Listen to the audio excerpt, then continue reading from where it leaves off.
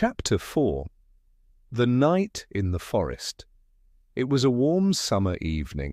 The children had played with Charlie in the garden all day, and now Dad suggested a short walk before bedtime. "Just to the edge of the forest," he said, "then straight to bed." Mia and Jonas cheered. An evening walk was something very special.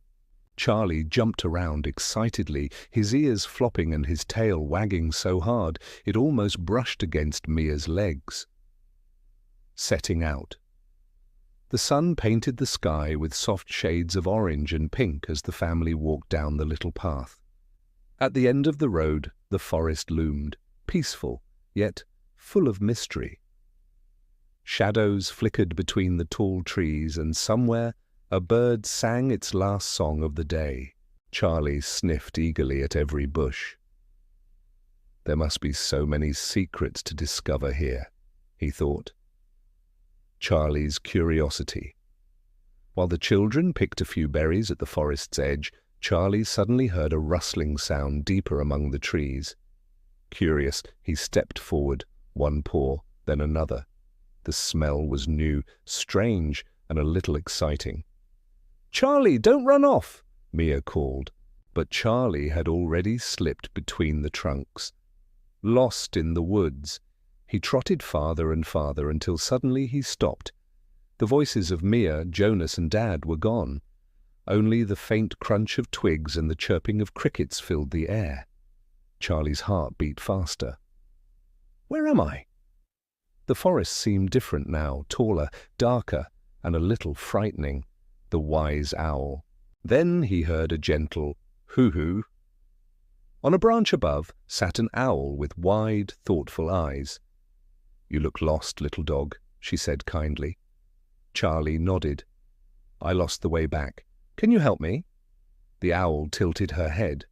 "Be patient and keep your ears open. The forest has many friends." The clever fox Charlie walked on until he met a red fox with a shiny coat. "Well, what do we have here?" The fox grinned.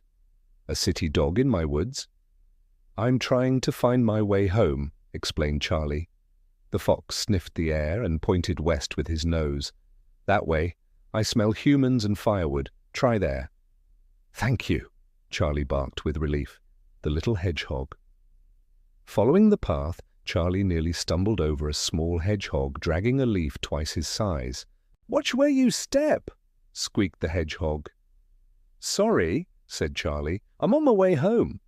The hedgehog smiled. "Then follow the fireflies, they'll light up the safest way." And indeed, tiny glowing lights appeared, floating like stars along the ground. Found again. The fireflies led Charlie out of the darker part of the forest toward a clearing.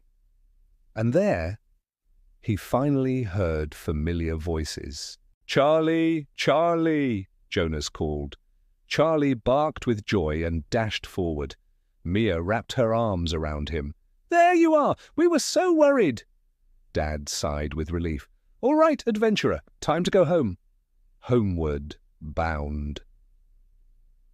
On the way back, the moon shimmered between the trees, and Charlie felt a calmness settle inside him. The owl, the fox, the hedgehog, and the fireflies, they had all helped him tonight. Not long after, he curled up in his basket once more. Mia whispered, "Promise us you won't run away like that again, Charlie." Charlie let out a content sigh and snuggled deeper. Maybe, he thought sleepily, but sometimes adventures are just too tempting, and with that thought, he drifted into a peaceful sleep while the forest outside whispered softly in the night breeze.